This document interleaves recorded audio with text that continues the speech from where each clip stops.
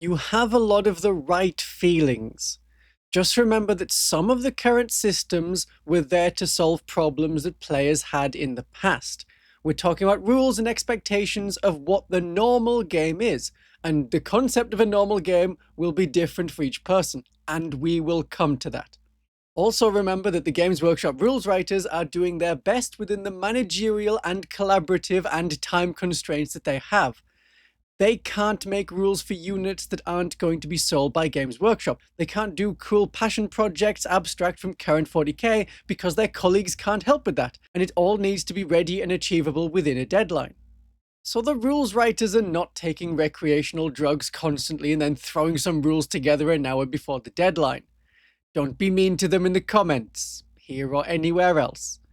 We are a kind community of fun people. But we need to get 11th edition right. I have given suggestions for 11th edition over the last 2 years when 11th edition was being written, but I can sum them up here, partly because it's fun. It also gives a reference I can come back to and check. Have Games Workshop done this? Have they announced this? Is it actually happening? We have debated prices being too high. Rules writers also can't decide the prices. Money is important. Oh look, affiliate links linked in the description where you can get your war games cheaper than going through Games Workshop? Exceptional. You know, sometimes YouTubers get accused of lacking authenticity. Well, I authentically want you to use those links and listen to me talk about rules and why I disagree with many other YouTubers. I will be going against the grain on some points. I don't want to abandon all that has come before in some continuous press forward, nor do I want to revert whole scale back to 4th edition. Those rules already exist, and it's called 4th edition. Go play it. It's fun, and not hard to learn if you already know a edition of 40k. Though I am aware that most people only want to play the current edition or most recent edition, so getting people together to play 4th edition can be difficult. Stratagems is the first one. I'm either way on stratagems. I'm fine without them, I'm fine with them. Some people like the meta currency. Others don't. Both ideas are valid. An alternative to stratagems is something we've seen plenty of times in the past. It's a random ability that's always available, but to get the success of it you have to do something, like pass a leadership test. You have your preferences. I'm fine with stratagems. I've been fine playing 40k editions without stratagems. It is a good activity to do in your opponent's turn. That was something that was lacking in previous editions of 40k, though a turn didn't take as long to complete as you had about 40 models on the table for your army. That has changed somewhat over more recent editions, but we'll get into that later. It's good that Games Workshop gives you more things to do in your opponent's turn. There's reactive moves, though they can be avoided by staying out of range of its activation. There are reactive stratagems, not just Overwatch. Overwatch is improved to be done at the end of the phase, which is better for the sequence. There's no baiting out Overwatch. There's no, sometimes I'll move a thing and then do you want to do a reaction or do you not? Each time someone moves close to something that might have a decent Overwatch. You can no longer avoid Overwatch by standing perfectly still, and I don't know if that's meant to work against T-Rexes. If you stay perfectly still, then it can't see you. We don't know that humans and T-Rexes have not existed at the same time outside of movies. It also cleared up one problem that I'd seen at some events, where if 2 things happened at the same time, they said you could only do 1. So if Dominions wanted to use their reactive move to get away, and they want to fire Overwatch, some events had ruled you do one or the other rather than both. You should be able to do both, and in 11th edition you very clearly can do both. Rapid ingress can't be stopped. Heroic intervention is possible, and it's for more than just characters compared to 9th edition, and it's done in your opponent's turn. There are not loads of stratagems to keep track of available to you at any one time, and that is a vast improvement over 9th edition. I expected that Games Workshop would redo the stratagems, the core stratagems. Already, more than half of the core stratagems have changed since the start of 10th edition. Tank Shock, renamed to Crushing Impact, now can be used on monsters as well as vehicles. And as more codexes come out, perhaps we will see the explosives keyword on Necrons and some Tyranids, because it is not a grenade. Having that explosives keyword will let you use the explosive stratagem. We're just waiting on Games Workshop cleaning up the grenade stratagems that are for free to say the explosive stratagem is free. But I like all of the core stratagems. They're good. It's just opening them up a bit more.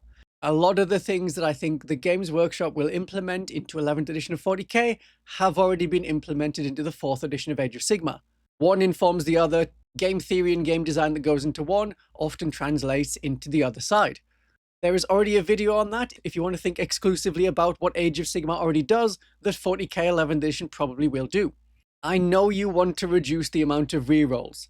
I do as well. It takes a long time, and it gets rid of the randomness of the game.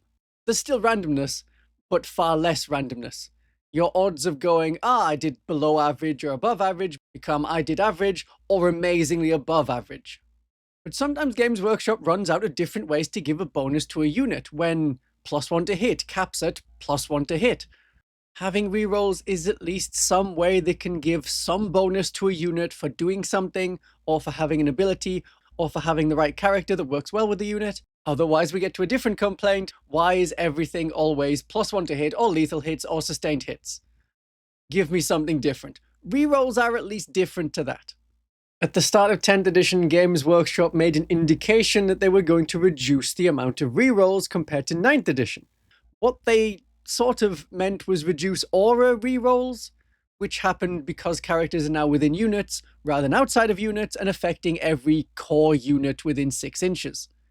So in a way, it did reduce the amount of rerolls, as a captain is only influencing 1 squad rather than 4 squads. Reducing rerolls may only start to happen once the first codex has come out. So when the Space Marine Codex comes out, don't be surprised if Oath of Moment is changed to something else. From a supposed leak, it will be, and their army rule will work more like the Gladius detachment, which itself will be reworked. At the start of 10th edition, all units were updated, including all of the Legends units, with most being compatible. Okay, almost all the Legends units. Hey, how you doing, Celestians with guns? Haven't seen you for at least 3 years. If most of the rules of 11th edition are going to be compatible with 10th edition, it's not as much work to update all of the detachments. The first run at making the codexes with the army rules and the detachments compatible with the next edition sort of worked. Yeah, they're going to have another run at that. But in the coming months, I would like to see some proper patches to make sure that the army rules are not only functional, but the detachments are also good generally. Because will detachments get help? But many have been forgotten. As long as some balance is there for a faction, as long as one of the detachments can get you about a 50% win rate at tournaments. That seems to be all Games Workshop cares about.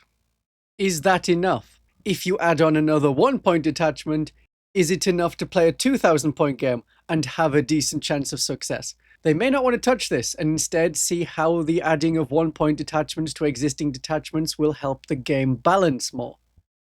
But others are left with some flavour and not much else. The Brood Brothers Auxilia has flavour, but not much power compared to the other detachments in the Codex. 11th edition may be the most balanced edition.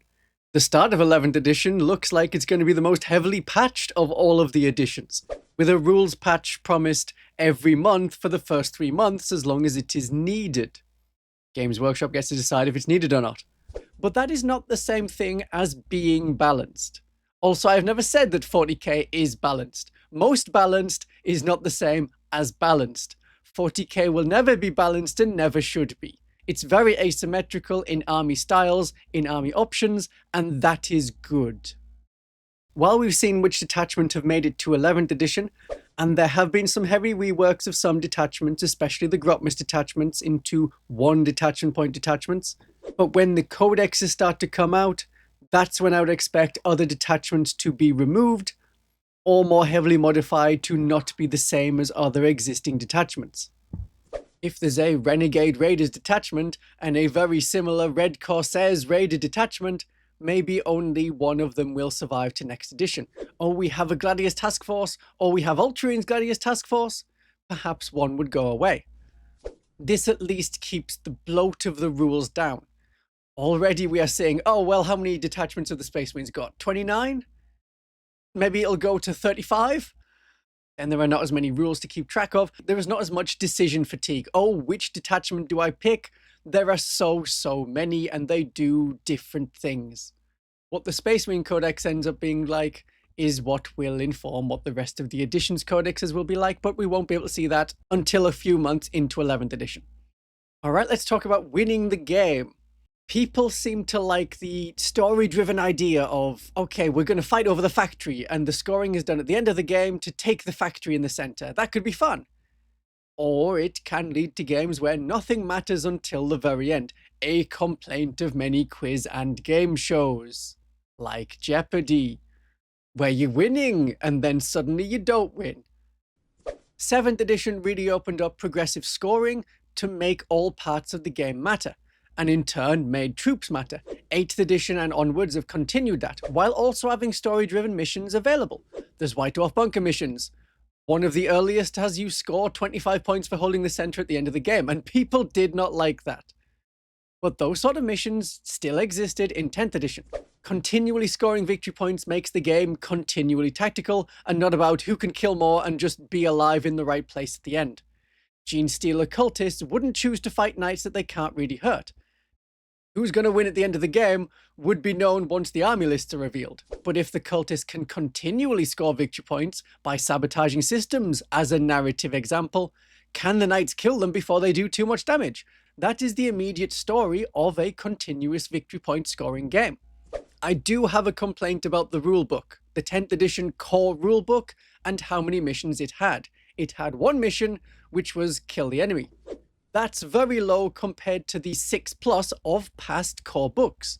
And within the 7th edition core rulebook was a table to have random secondary missions that we're more familiar with today. Rather than drawing a card, which was also available as a card deck to purchase, you rolled a d66, and that was your secondary mission, unless you'd already had that. So it was a bit of a pain to track, but it could work. There's your continuous scoring and random secondary missions. I'd really hoped for some missions to be in the core rules of 11th edition, but unfortunately the core rules of 11th edition don't even contain all of the core rules of 11th edition. The rules are on the app.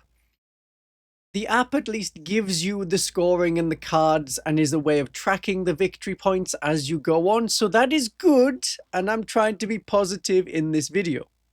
Asymmetric missions with different scoring is fun as we're going along, and I'm seeing more and more people online saying, oh, this is definitely the best disposition for you, or this is definitely the worst. I have heard different people say that disruption is the worst, or priority assets is the worst, or take and hold is the worst. And I'm finding that reconnaissance works really, really well. Purge the foe also works really well. That disparity in opinion suggests that there is a lot of nuance available between the different dispositions, and it isn't just this one good, this one bad, all others are somewhere in the middle depending on which army you play. Another part that comes up, which you may have forgotten about entirely, and it's something I wish they would drop, but it seems that they haven't dropped it for 11th edition, is 10 victory points at the end of the game for having a painted army, and I don't think this is needed. It's ignored in everyday games unless you want to hurt people or make a joke. Haha, you think you won, but actually by bringing a powerful new unit unpainted to the table, you lost by 5 victory points instead of winning by 5 victory points. It's another barrier to start playing, and tournaments have their own tournament rule pack on fully painted miniatures. This is not a valuable rule. And it's also created confusion in games. I say the score is 23 to 30. My opponent says, the app says I'm on 33 points. Oh, it added the 10 victory points before the game started. That's why it's showing as 33 to 40. It's a rule that can be dropped.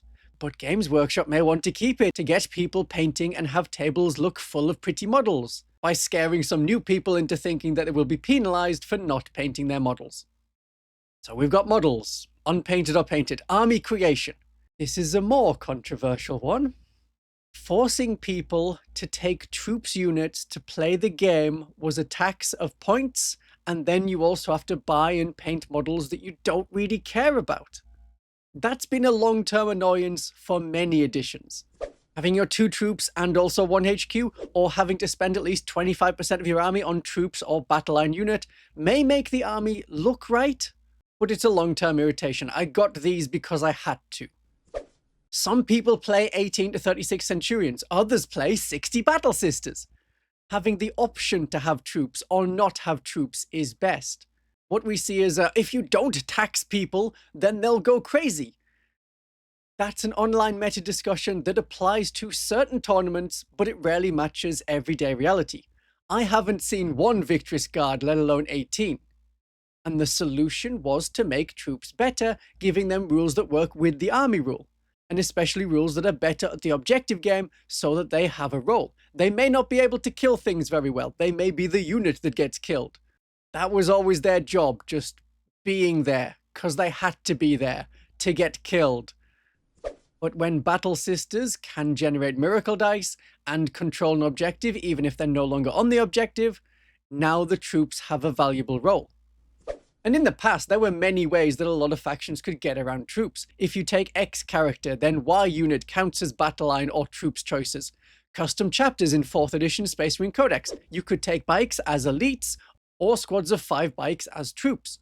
If it still is an issue at certain tournaments, that there's people taking the craziest things and as many of the craziest things as they possibly could, have a force organization chart, but just for tournaments. But then we need a clear distinction between the ways to play.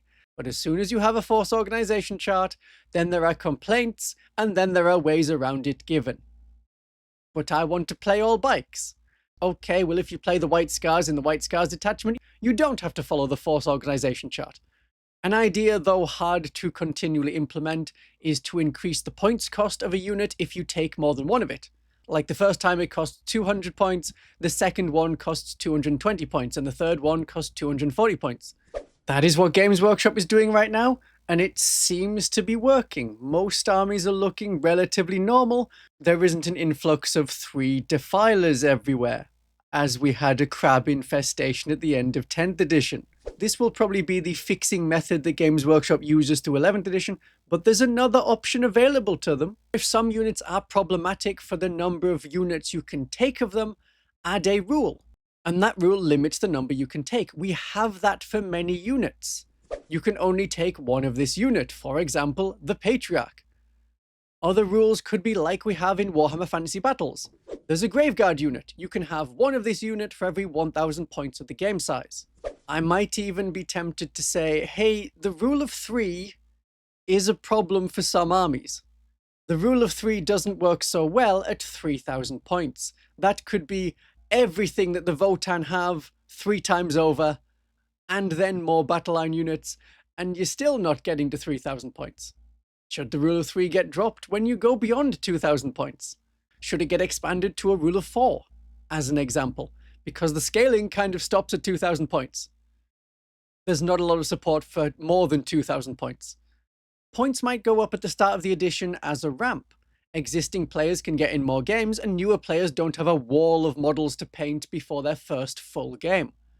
Then points can go down over the edition, which feels good. Number goes down, yay! But you have to buy more models to keep up the correct size. That is how Games Workshop would make money from this. Don't assume the only option to make money is make a game size bigger. Some more models are needed, so more people buy more models. That isn't the only way they can money plan through this. But how does this game make lots of money and make the most money is gonna be a factor in the 11th edition rules. Flyers have been changed, and I think for the better. Now they turn up on the edge of the board, they can shoot, and then at the end of their opponent's turn, they leave the board, only to come on again in your next turn. I don't want to go back to 8th or 9th edition. If there is an aircraft, that was throw all the flyers out there, they can blow up and do things and move block, and also really hard to take down. I think if aircraft are on the battlefield taking an active part in it, then they're more like a helicopter, and removing the aircraft keyword from a lot of units has made the game look better. They're more like the Storm Speeders and the Land Speeders and the Dark Eldar Raiders. They can go super fast and fly and drop from orbit. You can strip out the complex aircraft rules, which take up about 2 pages. They haven't been needed since there's no dogfight mechanic anymore. Some fighter planes get +1 to hit against flyers. That's about how 10th edition did it. And then things that fly, keyword fly generally, the take to the skies rule is so much better than trying to measure things diagonally and at angles and seeing that different models have to go up different parts of terrain, so they're going to be affected, and then you're going to have to look at coherency. Having any kind of move you can reduce your move characteristic by 2, and then you can fly. That is good. That should work. It's simpler and easier to let things that fly actually fly. Most units in the game can already move through most terrain without penalty. Getting to move over bigger things is not too much of a change. Then you can fly around and shoot your weapons which now could potentially cost points. And Games Workshop could really go a lot further with applying points for different weapons. Oh, the weapons. Weapons. Now, part of what reduced points going from 9th edition to 10th edition was removing points per weapon. Leman Russ sponsons don't cost any additional points. They probably should, then you have the option of running a Leman Russ without any sponsons, because that's an option when you're building the kit. Leman Russ with no sponsons, no extra points. Add Heavy Bolter sponsons for 5 points, Plasma Cannon sponsons for 10 points, 2 Multi-Melters for 15 points. Then you don't need to keep splitting up units into 2 datasheets with 2 different abilities. We could put the 2 kinds of Acolytes back together. Put the 2 types of Dark Eldar Scourges back together. If you're paying the points for the weapons you have, you don't need 2 different points and 2 different abilities for 2 different units. They're 1 unit. But this doesn't have to apply all over. Maybe Crisis Battlesuits could remain separate as their weapons give them different roles. And so they have different unit rules. As long as we can keep that Legend unit that is all of the different kinds of weapons and all of the different kinds of abilities, and you can represent whatever is on the unit. Not everyone magnetized their Tau battlesuits in 5th edition, but still wants to keep playing with the same Tau battlesuits. Having more weapon options is something I like. Now, the Grey Knights have basic weapons, which is not good. Let them have hammers and falchions and staves. That's what the current kit allows. And even if replaced, while it exists, let there be hammers. It's cool. Long Vigil melee weapons was not that popular with Deathwatch players. Vanguard veterans having all the same weapon profile, whether they have a thunder hammer or a chainsword, also not popular. Oh, it makes the game go quicker because it's just one profile and you roll a lot of dice all at once, but it kills off part of the flavor. Combi weapons. I was okay with combi weapons being a combined profile. I hate the, yeah, you got a combi weapon, but you added the tiny flamer barrel instead of the tiny melter barrel. Idiot. That's not the meta. But expect combi weapon choices to come back, but only in the codex. The upcoming Orc datasheet where the Orcs are all Strength 5 and Toughness 5 and their knob has 3 wounds. That knob also has the option for combi rockets or combi shooters, and they are 2 different profiles. When the Space Marine Codex comes out, their combi weapons could be a mix as well. Are you going to add a combi plasma, a combi melter, a combi flamer? Some of these options may be dependent on which bits come in the boxes. Or for a unit like Sternguard, they may keep all of the combi weapons the same generic combi weapon. But other reductions in choice. No lightning claws. Not a good choice. So more weapon options would be good, and if those weapon options fundamentally change what the unit does, then you add more points to it. One of the things I praise about Conflict 47 is how many points you get in the starter armies. It's around 1,000 points for many of them, and 1,500 points is the recommended standard game size in that core rulebook. Games Workshop combat patrols are about 300 points. If you see 2,000 points as the standard game size, it doesn't hold a candle to it. But one thing that Games Workshop has been requested to do, and again, from Age of Sigmar, if they make combat patrol like Spearhead, its own game mode for real. Not mini 40k, with some models in a box, and sure, they're definitely compatible to other armies, and you throw in a couple of special rules, like the guardsmen always regenerate, because there's 25 guardsmen, a sentinel, and some big guns, isn't going to handle 10 custodes. No way. So they regenerate, and the custodes don't have a lot of special abilities. But otherwise, it's slightly scaled down 40k. If it was made its own game mode for real, that would be better. People would want that. Some people might only play that. I know people who don't play Age of Sigmar, but they have 2 or 3 sets to play Spearhead. One way to balance the current boxes is, if you get 6 units in the combat patrol, your combat patrol army is 4 of the units. 2 of them you have to take, and 2 of the other 4 units that could be swapped for others. That is sort of how it works in the Combat Patrol magazine that's being released. If you want to use the bonus Atalan Jackals, you swap out the Acolytes. If you want to use the Wraith Guard, you swap out the Wraith Lord. So when Games Workshop releases Combat Patrol properly, which currently doesn't have rules, but should have rules, it could be like the Sand and Bone. What is the disposition of your force? Well, that gives you a rolling primary mission, depending on what your opponent is.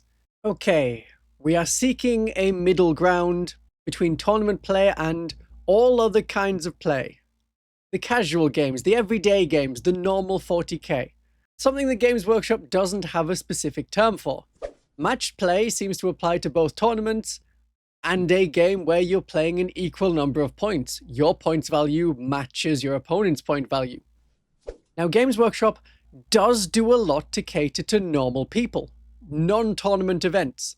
I've done a video on that already, and people were outraged, shocked, surprised. Like, where? You can't just throw in 15 examples. Games Workshop's clearly telling everyone to do tournaments. In a way, Games Workshop is going about it the right way. Tournaments already have add-on packs, and there's packs from tournament organizers. There's the base size guide, the rules changes pack, but just for tournaments. The rules changes pack for each mission deck to make that mission deck into a tournament mission deck. Those are add-ons to the normal rules. The mission decks have asymmetric war. They have twists and challenger cards. Games Workshop releases Crusade books. White Dwarf has at least one new mission each month. There are campaign books released with the popular Crucible rules to customize your characters. What Games Workshop needs to do is define the ways to play to make it clearer. They didn't need to do this in 4th or 5th edition when there was barely a tournament scene, and a tournament was, you play some games and it's fine. Tournaments are about 10 people. 20 people was a pretty big one. 8th and 9th edition had a much clearer, this is the way to play. This is a normal game, but unfortunately they said open play, which is no rules. Narrative play seemed to be fixed to then Crusade in 9th edition, and then there was match play, which people took as tournament. And tournament and normal games are very different. Please define the ways to play. These different game styles already exist in 40k, so why don't people talk about them? Why don't I talk about them? I do. You may have missed those videos and not clicked on them, because they didn't spread as far. Most people are casual and use YouTube and such to learn the basic things. Ask rule questions in the comments. How to play X army and list advice for 1000 points are among my most popular videos. Beyond that, tournament play videos get clicks every day and can be made again and again. Reviewing and playing a campaign book mission, not so much. But if ever you want an army list and you want to save time going through the codex and asking, is this unit good? Look at the tournaments. All the lists used are published if the tournament used certain apps. You can get a good idea of what units are good to include from that. The online space is very skewed towards tournaments. The audience that is constantly online wants constant tips for events and the meta, how to beat X, which is strong, and how to play what they consider the standard way to play. For a lot of people, that is the mission deck and 5 objectives on the table. No extra thought needs to come up with a scenario, and they're varied enough so that tournaments don't quickly feel stale. But they don't think about Crusade, they don't think about campaign supplements. Just the basic 40k as they see it, as most of us see it, which has victory conditions in that card deck and secondary missions are used. I've mentioned it before, give me a table which says what add-ons to use. Make the ways to play clear. Age of Sigmar has done something like this. We should have it in 40k. Total War is everyday Warhammer. You use the core rules, you use Legends units, you use the balanced data slate. Tournament 40k, you use the core rules, maybe you don't use Legends, you use the balanced data slate, and you add in the tournament pack, as an example. What Games Workshop is doing in 11th edition is one unified way to play, even though they still use terms like matched play. What other kind of play is there, Games Workshop, if you're going to use a specific term like matched play? But importantly, they have gotten rid of something that was silly for 10th edition, having 2 versions of the core rules, one with the balanced data slate that Games Workshop seems to think was only competitive, but then also has points changes, which are universal? What was the thinking? The core rules and the core rules with rules commentary are separate documents. It's so strange. I don't know why they wanted to keep producing versions of a rule that didn't match what had been changed by balance patches and rules updates. So the Ceramite Sentinels was published in print with a deliberately outdated version of the Armor of Contempt stratagem, that it lasts the whole phase instead of against one enemy unit, because the balance data slate was optional. So one version of the rules, it wasn't outdated, the other version of the rules, it was published already outdated, because the data slate was optional and you could play with it or without it. Only people who purely want to use what is written in the book play without it, which is barely anyone. Even the most casual players use the 40k app or another app which is updated to follow the balanced data slate.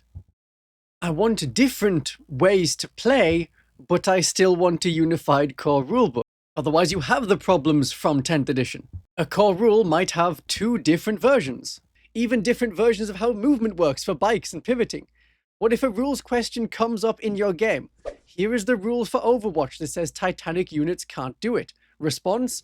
Well, I'm using the core rules PDF, which doesn't have that restriction. The app follows the balanced patched rules commentary version. If Games Workshop's going to have an updated PDF of the core rules, have one. Players who don't want to use that rule can agree that's fine.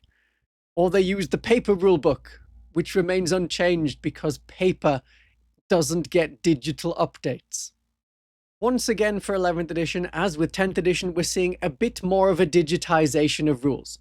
In the core rules, I would like to see more of the rules commentary parts that we already have put into the core rules. A glossary of terms would be great for understanding the difference between English UK and English GW. Eligible to shoot, for example. I have no gun, so I cannot shoot. Games Workshop English says, you have not fired a gun in the shooting phase, so you are eligible to shoot. Why would you need a ranged weapon to be eligible to shoot? Some of the rules are lacking terminology that we use as players. I don't mean I want to see the words uppy downy somewhere. I call it leave and return because as soon as you say to someone who has never played 40k tournaments or been online and heard it discussed before knows that leave and return means a unit will leave the board and then return. You can get that.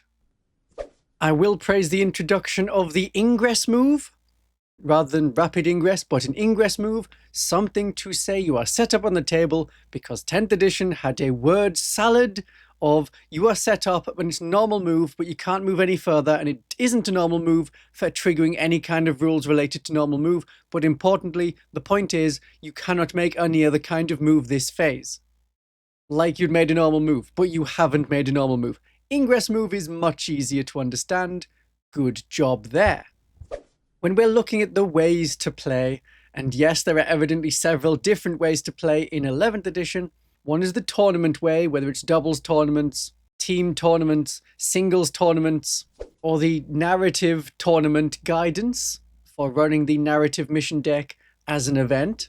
The base size guide is there just for tournaments, but then what else is there? We have the Dominatus campaign deck, which is a narrative campaign. It gives you little upgrades that you can add to your army. It gives you some small amount of flavor text for what has happened at the end of the battle. And it's done as a mission deck. Crusade is not going to get more support in 11th edition, which is unfortunate. 11th edition is compatible with 10th edition's Crusade for the most part, so you can keep using Crusade if you so wish.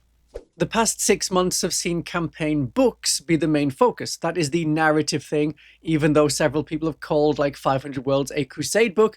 There are no Crusade rules in it.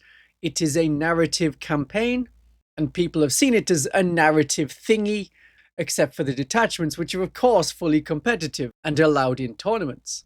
So I'm wondering where Games Workshop goes after Dominatus. They could do more mission decks if the mission deck Dominatus does well enough when it's sold separately. As you can get the Dominatus deck secondhand for about £5, I don't think it's going to do so well.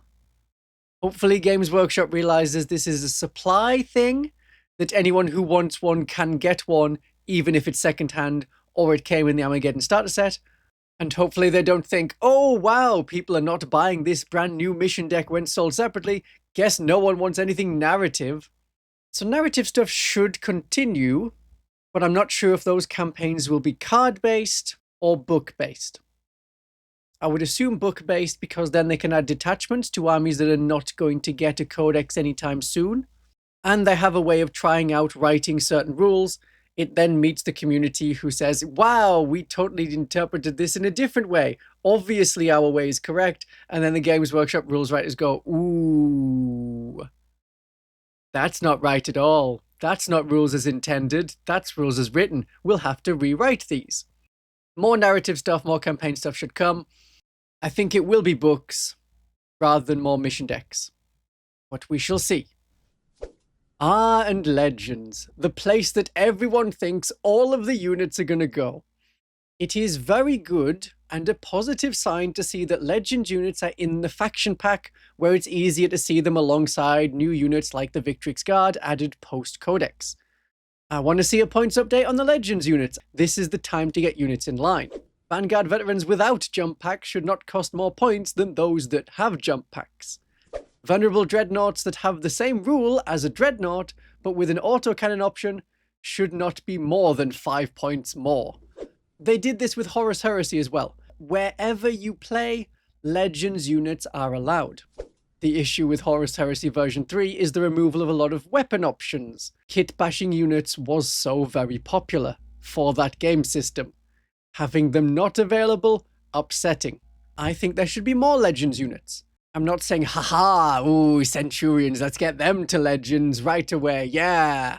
But there should be units in Legends that don't have rules right now. Marnius Calgai in Gravis armor. Lieutenant Titus compared to Captain Titus. Celestians with guns. Imperial Guard conscripts, Imperial Guard special weapon squads. We've had them around. Please can we have rules? And I want updated unit rules too. Even if 11th edition continues 10th edition's compatibility, some units are not consistent with similar units and it's confusing. I hope points are updated. When 8th edition went to 9th edition, the Legends units were not updated. Though you could still use 8th edition Legends units in 9th edition. It was all compatible. Just badly pointed. Now let's talk about the physical side, the things we can touch. I dislike the monopose but multi-part models. You need 8 different parts, and it's always going to build the same person in the same pose. Model kits that came out from like 2012 through to 2017 had it right. These are like the Deathwatch Veterans, the Genestealer Cult Acolytes, the Grey Knights. You've got your legs, you've got your torso, you've got your arms. You put on the arms you want onto the torsos you want, and you pose them how you want. You got a lot of individuality from it. You got a lot of bits from it, so that in the world of 3D printing, which we now inhabit, get some bodies printed and you have a lot more use of those weapons. And every unit looks individual. Otherwise, why are you making plastic kits in more than 2 bits? And push fit. Everything could just be push fit at that point. Not limited to the models that are in the launch box. So I would love to see multi-part models come back. However, the direction of travel is much more, we have 5 parts for this model, and you put them together in a set order and it makes the same pose. You need to use glue, and this is how you get Orc Boy Kit 2020's version. Not that popular. Maybe Games Workshop has learned from that and is going to do more multi-pose stuff, but I wouldn't bet on it. If anything, the main theme for this edition appears to be bikes. New Space Marine bikes, new Orc bikes are coming, Eldar on dinosaurs. That's a mounted thing. Doom Rider, Chaos Space Marine bikes. All of these could come out as models. Probably in very few parts. And it's all monopose unless you want to start cutting the pieces in half and slicing them about and gluing them onto bits they're not meant to be glued onto. That's always been an option. But if it's monopose, it's harder for the average person to have a unique looking army. Terrain. I rarely play on the tournament terrain boards, except when at tournaments. I want roads, I want asymmetry. Like the 2025 to 2026 asymmetrical missions, where you can't easily each have a ruin and each have a hill and each have a big ruin each. That's interesting. Unfortunately, the terrain instructions do not appear in 11th edition's core rules. There's nothing there about creating an army or setting up a battlefield, things that should be core to the game. That's all in the mission deck, it's all in the app. And though they have tournament recommendations, they also have in the mission deck the instructions to say you can set up your terrain however you like. Roll a dice to see if there's 2 big terrain features in the center or only 1. You place large area terrain on the objectives. You place other terrain bits around, and it has in the app a good guideline for how you can set up the terrain. You don't have to follow it, but it's very nice to see very clearly laid out how much terrain there is and where you should put it. Whether you follow that or not is up to you, but I like having that as optional guidance. Because the 10th edition rules has, here's a board, this is bad, here's another board, it is good, and it has the same terrain on it, just in slightly different places. Why is one good or one bad? The guidelines in Combat Patrol are equally vague. Create the battlefield. Players should set up terrain features to create an exciting battlefield. We recommend that a sufficient number of these are distributed evenly across the battlefield so that units from both sides can benefit from cover as they battle each other. What's a sufficient number? How many? Where are we putting them? This is not helpful to people who are starting into 40k and are gonna end up having odd battlefields and think, oh, well, the shooting army is just so much better. Well, it will be if their battlefield is 8 walls. Age of Sigmar has fixed placements of terrain as they have missions come out. Then they show you in the mission the kind of terrain you should have and where it should be placed. Even if the 11th edition core rules was missing this sort of thing, each mission in a mission deck or White Dwarf mission or campaign book mission could have a map showing the intended terrain placement or the mission. Prescribed terrain layouts can be good. Then it gives you the idea that thought has been put into it. This is how the game is intended to be done. You haven't done it wrong. Games Workshop has done it wrong if it feels wrong. And unlike player-placed terrain in 6th edition where you alternate, you didn't lose the game before turn 1. Paul, you know me mate Paul? He's very casual. When chatting about Crusade, he says he uses tournament formats. Tournament formatted boards in Crusade, and doesn't want terrain to be what decides who wins the game before the game starts. I've been playing long enough to know how to set up a fair and interesting board, but most people have not been playing continually since 2nd edition. Moving through ruins is a big part of the game for infantry. Big tanks like a Shadow Sword or a Defiler on a huge base are limited in where they can go. They play in a quarter of the board and that is it. But that depends on your terrain layout. In casual games, you can arrange the terrain to work for the units you are playing. In tournament super dense tables, that discourages bringing those models.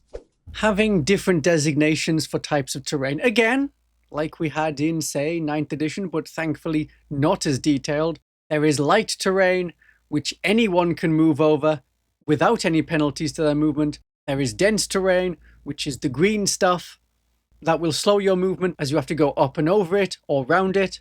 Having that, and also fewer terrain features on the board while maintaining lots of area terrain that blocks line of sight through obscuring.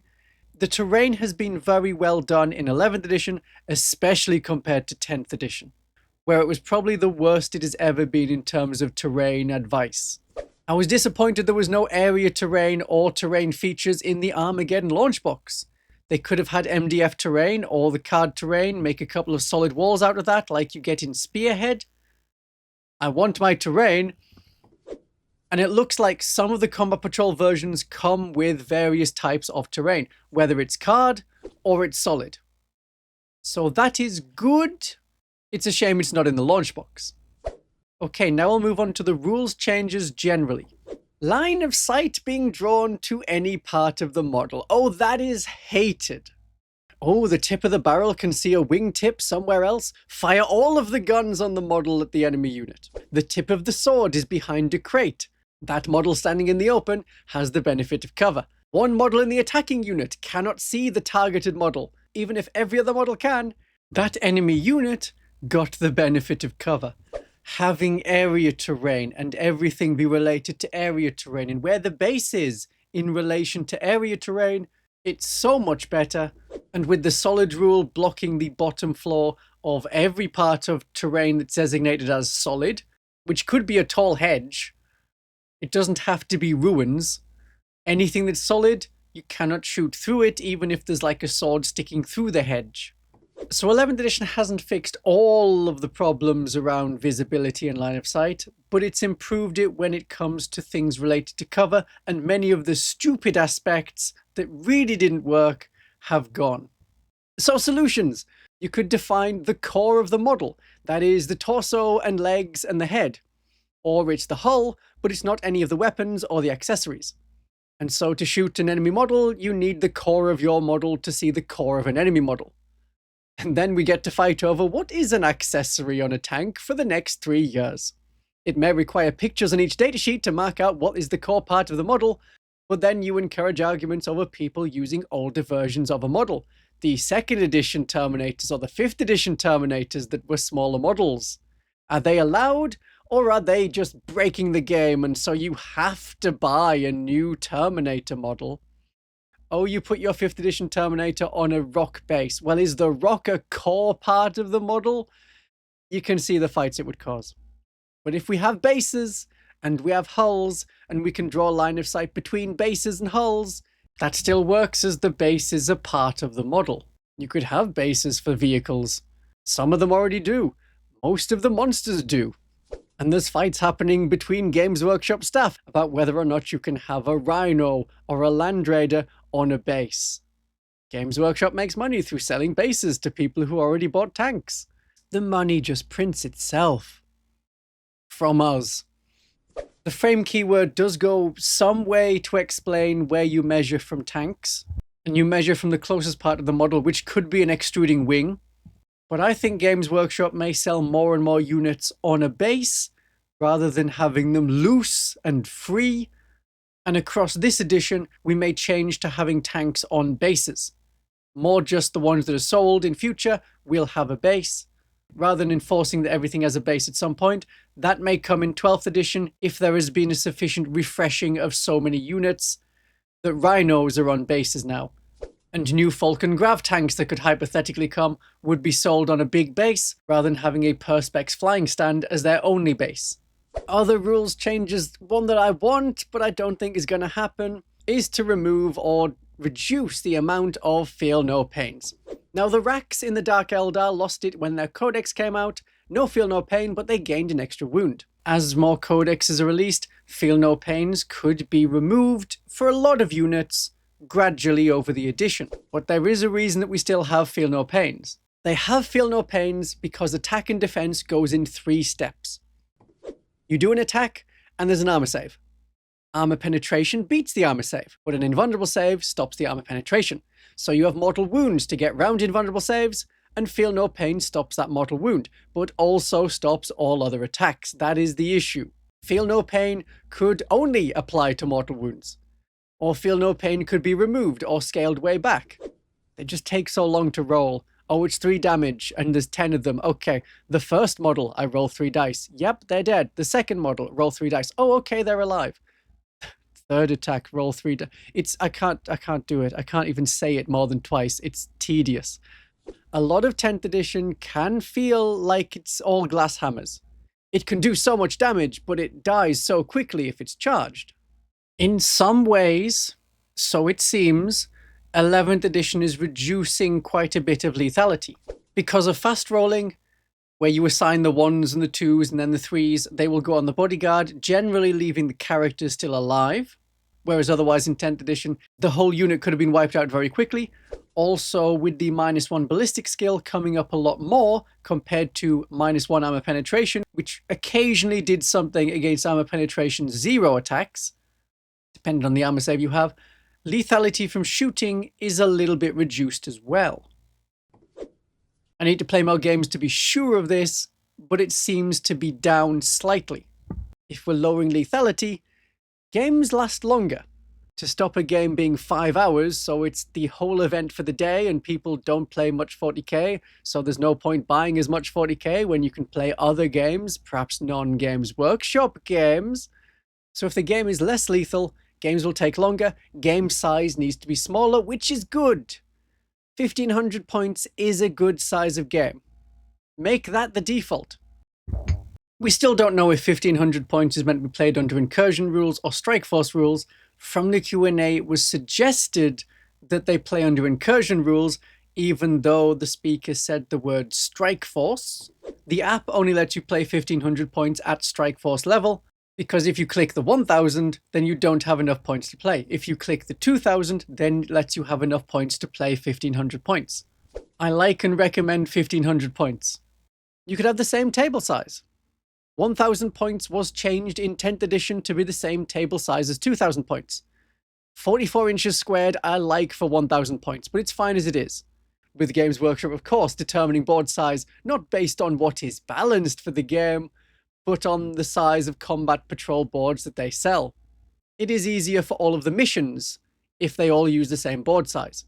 Then you can still play them at 1000 points, 1500 points, or 2000 points without having to recalculate where the objective markers go, or, oh, you can't play this mission at 2000 points, it's a 1000 point mission and is on a smaller board. So 60 by 44, that's fine by me. But with lethality, some people complain that some units are too tough and others are generally killed too quickly, and both are true at the same time. An increase in lethality in 40k came in 8th edition. AP degrade saves instead of being all or nothing.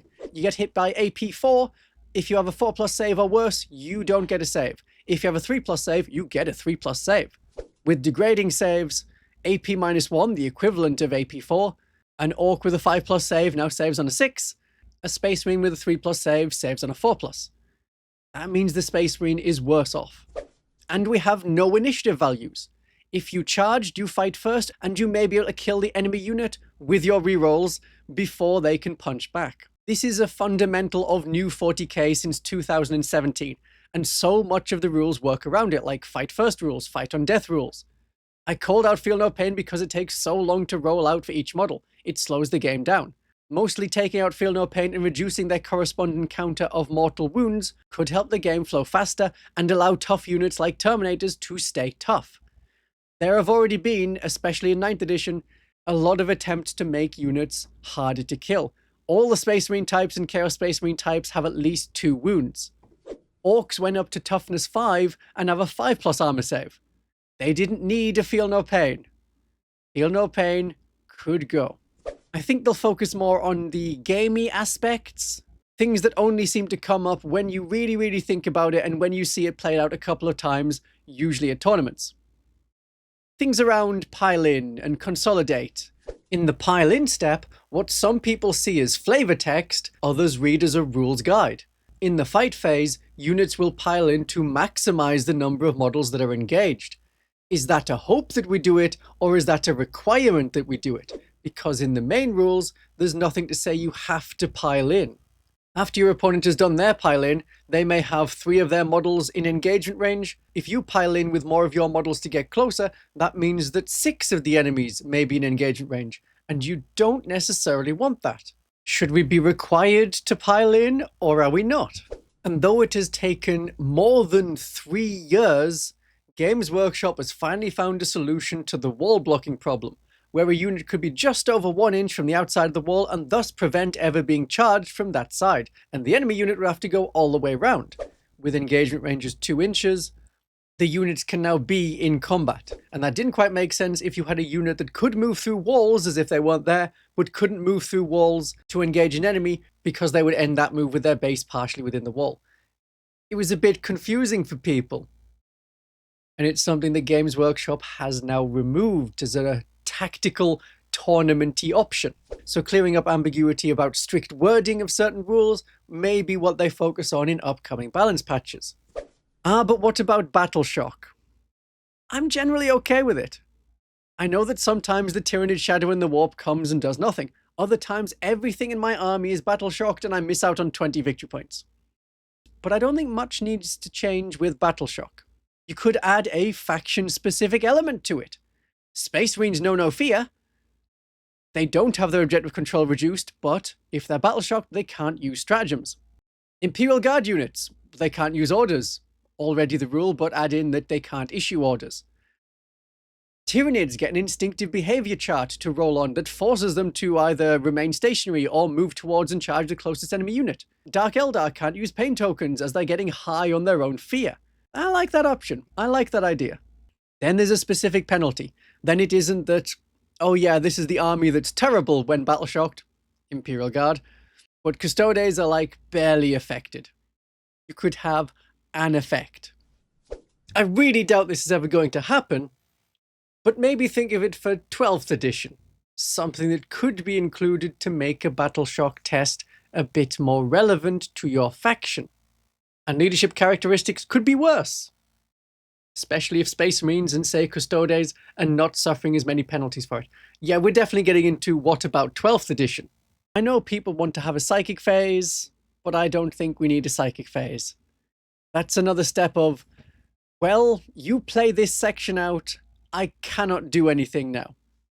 Or there's added in the winds of change or magic gonna stop you, so I get to roll some dice and it's maybe pointless. I think I cast gun is fine. Just let it have the pistol rule. If I'm face to face with someone and I have lightning shooting from my eyes, I want the lightning shooting from my eyes to still work. For allying units, I don't think Games Workshop's going to change it.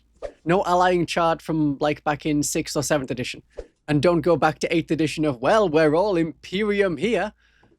That's sad for Necrons and for Tyranids. They have no friends. Unless the Tyranids are in Final Day, but that's a Genestealer cult army. I liked being able to take 25% of certain allied units. I think that worked rather well. It was flavorful. It lets someone collect multiple armies and maybe they then expand into that army. Money, Games Workshop, money, you like money. But its current system of, well, there's one detachment if you want to have allies. That's probably the way it's going to go. Oh, and alternating activations. Some people really want to play games with alternating activations. Maybe you could just go do that.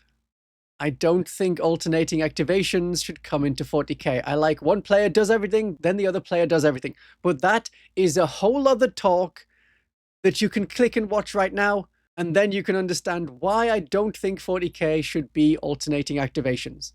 However you play, whatever your wishes, have a great day of 40k.